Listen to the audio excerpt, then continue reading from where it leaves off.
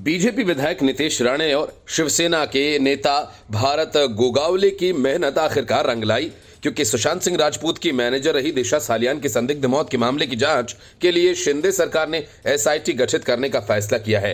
SIT दिशा सालियान मामले की जांच करेगी तो आदित्य ठाकरे की मुश्किलें बढ़ सकती हैं। डीआईजी रैंक के अधिकारी एसआईटी के काम का निरीक्षण करेंगे। दिशा सालियान मामले में आदित्य ठाकरे की जांच कराए जाने की मांग कई विधायकों ने की है। इस मामले में गृह मंत्री देवेंद्र फडणवीस ने पिछले शीतकालीन सत्र के समय एसआईटी जांच के आदेश दिए थे और अब जाकर एसआईटी बनाई जा रही है जो इस मामले की जांच करेगी। एकनाथ शिंदे के नेतृत्व वाली महाराष्ट्र सरकार ने अब आदित्य ठाकरे के खिलाफ जांच शुरू करने का फैसला किया है, जिससे शिवसेना यूबीटी के नेता आदित्य ठाकरे के लिए परेशानी पड़ सकती है। दिवंगत अभिनेता सुशांत सिंह राजपूत की पूर्व मैनेजर सालियान ने राजपूत की कथित आत्महत्या से कुछ दिन पहले 8 जून 2020 को मुंबई के मलाड इलाके में एक ऊंची इमारत से गिरने की वजह से उसकी मौत हो गई थी। तब इस मौत को आत्महत्या बताकर मामले को रफा दफा कर दिया गया था, लेकिन दिशा सालियान की मौत को लेकर अब सवाल उठ रहे हैं। वजह यह कि ऐसा कोई कारण नहीं मिला जिसकी वजह से दिशा आत्महत्या कर सकती थी। जिस दिन उसकी मौत हुई वो कई दोस्तों के साथ अपने घर पर पार्टी कर रही थी और उसी के बाद यह घटना हुई।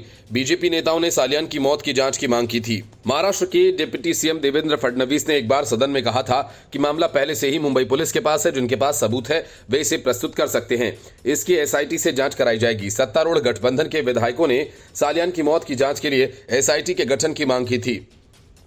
यह मामला सबसे पहले सदन में मुख्यमंत्री एकनाथ शिंदे के नेतृत्व वाला शिवसेना गुट के विधायक भरत गोगावले ने उठाया था और उनके साथ बीजेपी विधायक नीतीश राणे भी शामिल हुए थे।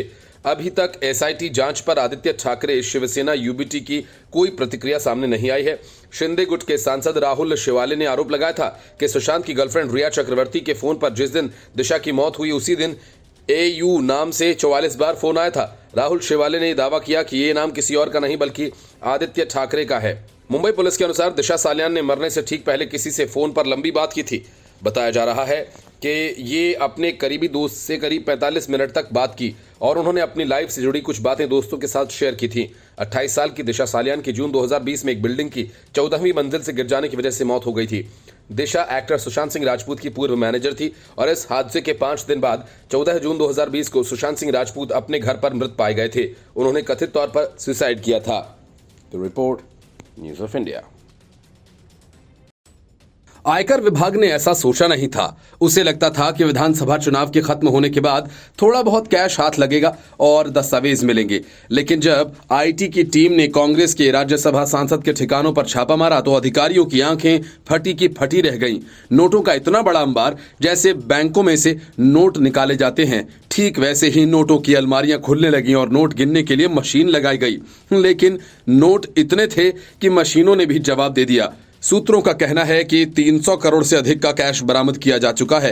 मामला कांग्रेस के झारखंड से राज्यसभा सदस्य धीरज साहू का है, जिनके ठिकानों पर 2 दिन से लगातार छापेमार कार्रवाई जारी है। माना जा रहा है कि ये रकम लोकसभा चुनावों में खर्च करने के लिए जमा की जा रही थी। रांची के लोहरदगा स्थित सांसद के आवास समेत 5 ठिकानों पर इनकम टैक्स की छापेमारी में ये कैश बरामद किया गया।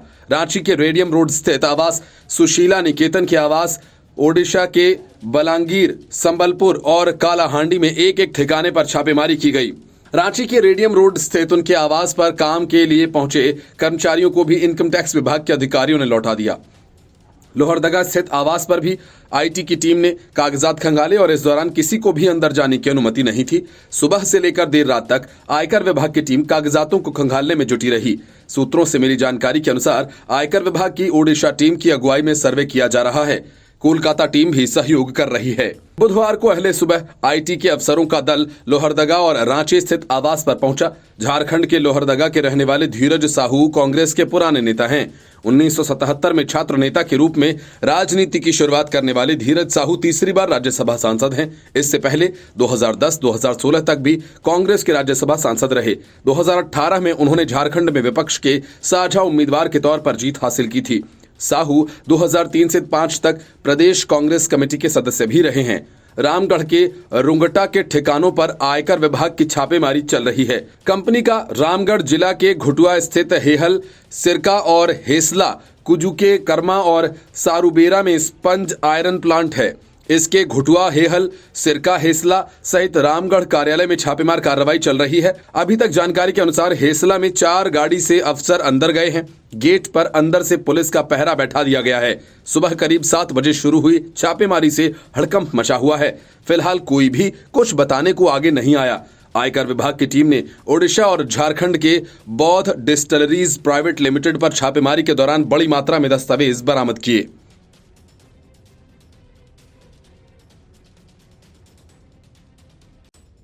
रेवंत रेड्डी ने सीएम पद की शपथ लेते ही कुछ ऐसा कह दिया कि बात बिहार से होते हुए नीतीश कुमार के डीएनए तक पहुंच गई और हंगामा खड़ा हो गया। हालांकि अपने इस सार्वजनिक अपमान पर न तो नीतीश कुमार ने अब तक कुछ कहा और न ही उनकी पार्टी ने।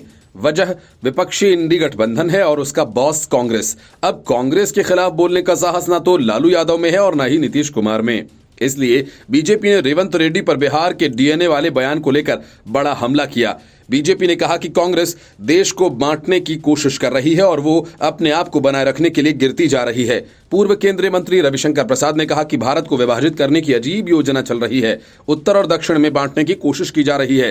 तेलंगाना के नए सीएम के रूप में शपथ लेने वाले शख्स ने कहा, हमारा डीएनए बिहार के डीएनए से अलग है। चुनाव में रेवंत रेड्डी और केसीआर दोनों को बीजेपी ने हराया। ये बात और है कि दूसरी सीट से रेवंत रेड्डी चुनाव जीत गए। रेवंत रेड्डी ने कहा कि केसीआर के डीएनए में बिहार का अंश है क्योंकि उनके पूर्वज नीतीश कुमार की जाति के हैं। उन्होंने आगे कहा, इससे पहले कांग्रेस के एक सांसद ने बात बोली थी कि उत्तर और दक्षिण में विभाजित हो रहा है। कांग्रेस अपने आप को बनाए रखने के लिए किस सीमा तक गिरेगी, बयान कल से चल रहा है। मां सोनिया गांधी, पुत्री प्रियंका गांधी और बेटा राहुल गांधी शपथ ग्रहण कार्यक्रम में गए, लेकिन उन्होंने पहले बयान वापस नहीं करवाया। उत्तर भारत में तो यूपी और मध्य प्रदेश सहित कई राज्य आते हैं। कांग्रेस की सोच के बारे में हम जानना चाहते हैं। बीजेपी के वरिष्ठ नेता रविशंकर प्रसाद ने सवाल करते हुए कहा कि नीतीश बाबू, आप इस पर क्यों खामोश हैं? ये तो आपकी जाति पर सवाल उठा रहे हैं, आपकी जाति के डीएनए पर सवाल उठा रहे हैं। उन्होंने आगे कहा, नवनियुक्त मुख्यमंत्री रेवंत रेड्डी को एक सलाह देना चाहता हूं। आपके कैडर को आईपीएस अफसर बिहार के हैं, उनका डीएनए क्या है ये आपको खुद पता चल जाएगा। रेवंत रेड्डी ने कथित तौर पर कहा था कि मेरा डीएनए तेलंगाना का है, केसीआर का डीएनए बिहार का है। वो बिहार के रहने वाले हैं। केसीआर की जाति कुर्मी है। वे बिहार से विजयनगरम और वहां से तेलंगाना आए। तेलंगाना का डीएनए बिहार के डीएनए से बेहतर है। Bureau report, news of India.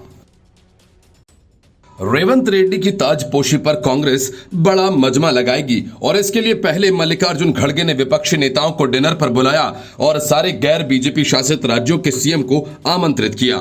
Mamata Banerjee की पार्टी का कोई नेता इस डिनर में शामिल नहीं हुआ और न ममता बनर्जी तेलंगाना शपथ ग्रहण समारोह में शामिल होंगी।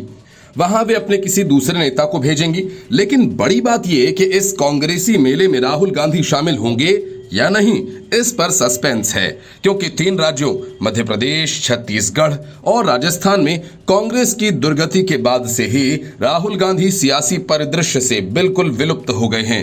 4 दिसंबर से संसद का शीतकालीन सत्र शुरू हुआ है और अब तक राहुल गांधी संसद में भी नजर नहीं आए। इस बीच भारतीय जनता पार्टी के नेता और उसके आईटी विभाग के प्रमुख अमित मालवीय ने राहुल गांधी के अचानक गायब हो जाने पर सवाल उठाए। सोशल मीडिया एक्स पर अमित मालवीय ने लिखा, कहां छुपे हैं राहुल गांधी? अमित मालवीय द्वारा पूछे गए सवाल पर सोशल मीडिया यूजर्स ने प्रतिक्रिया दी। किसी ने कहा कि राहुल गांधी अपनी मोहब्बत की दुकान की ब्रांच इटली, बैंकॉक और चाइना के साथ 30 अन्य देशों में खोलने गए हैं। तो किसी ने कहा कि राहुल गांधी सीक्रेट टूर पर गए हुए हैं। तो किसी ने फिल्मी अंदाज में आवाज लगाई, कहां छुपे हो कठोर? एक यूजर ने अमित मालवीय के सवाल पर जवाब देते हुए लिखा, वह खुद को जनता का नेता बताते हैं, उन पर शर्म आती है। जननेता हारने के बाद कायरों की तरह भागते नहीं हैं। अगर उन्हें सचमुच रुचि है तो उन्हें यहीं रहकर 2024 के चुनाव पर ध्यान केंद्रित करना चाहिए था। मुझे समझ नहीं आता कि विपक्ष को उनमें क्या दिखता है। इससे पहले खबर आ रही थी कि राहुल गांधी 9 दिसंबर को विदेश यात्रा के लिए रवाना होंगे।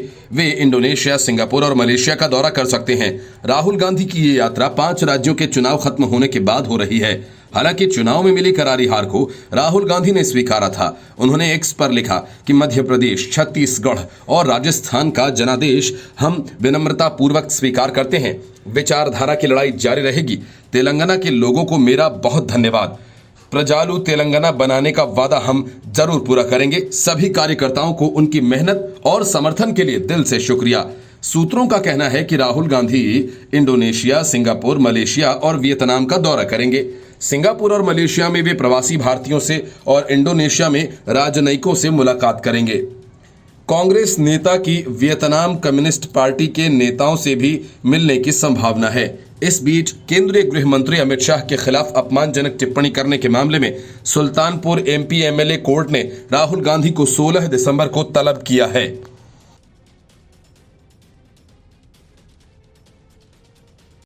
विपक्षी इंडी गठबंधन में विवादित धार्मिक टिप्पणी करने का एक सिलसिला चल पड़ा है। उदयनिधि स्टालिन सनातन को खत्म करने की बात करता है तो स्वामी प्रसाद मौर्य और चंद्रशेखर यादव टाइप के नेता कुछ और कह जाते हैं। डीएमके के ही सेंथिल कुमार ने हिंदी भाषी राज्यों को गोमूत्र प्रदेश कह डाला। अब केजरीवाल की पार्टी के नेता सामने आए और लोगों को मंदिरों में नहीं जाने की सलाह दे रहे हैं। गुजरात विधानसभा चुनाव के दौरान करीब 10,000 लोगों को राम और कृष्ण की पूजा नहीं करने की शपथ दिलवाकर विवाद खड़ा करने वाले आम आदमी पार्टी के राजेंद्र पाल गौतम ने एक नया विवाद खड़ा कर दिया।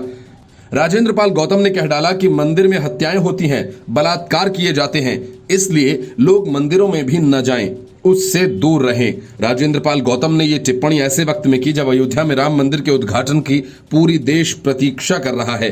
वायरल वीडियो में राजेंद्र पाल गौतम लोगों को मंदिर न जाने की सलाह देते सुनाई दे रहे हैं। वे कहते हैं कि वहां इज्जत लूटी जाती है, कत्ल होता है।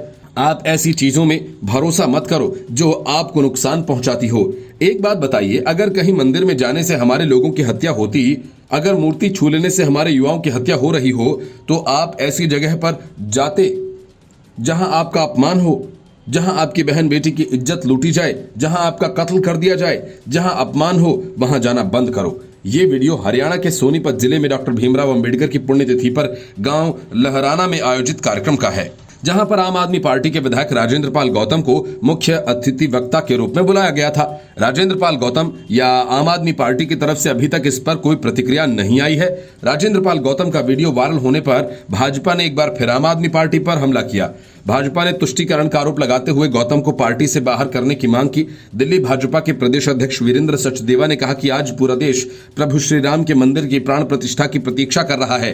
पूरे देश में उत्साह का माहौल है और ऐसे समय में अरविंद केजरीवाल की पार्टी का नेता राजेंद्र पाल गौतम हिंदू धर्म को अपमानित करने की टिप्पणी करता है। ये पीड़ादायक है। मुझे आज तक एक बात समझ में नहीं आती कि आखिर अरविंद केजरीवाल या आम आदमी पार्टी को भव्य राम मंदिर बनाने की से क्या पीड़ा है। बार बार उनके नेता हिंदुओं को अपमान क्यों करते हैं। केजरीवाल तुष्टीकरण की राजनीति करना बंद करें और राजेंद्र पाल गौतम पर कार्रवाई करें और उसे पार्टी से निकालें। राजेंद्र पाल गौतम पहले भी कई बार विवादों में रहे हैं। पिछले साल अक्टूबर में उन्होंने मिशन जय भीम कार्यक्रम के दौरान 10,000 लोगों को राम और कृष्ण की पूजा न करने की शपथ दिलाई थी। गुजरात चुनाव के दौरान वायरल हुए इस वीडियो के बाद आम आदमी पार्टी बैकफुट पर चली गई थी। पार्टी ने उन्हें मंत्री पद से हटा दिया था। हालांकि इसके बाद भी पाल कई बार इस तरह के बयान दे चुके हैं।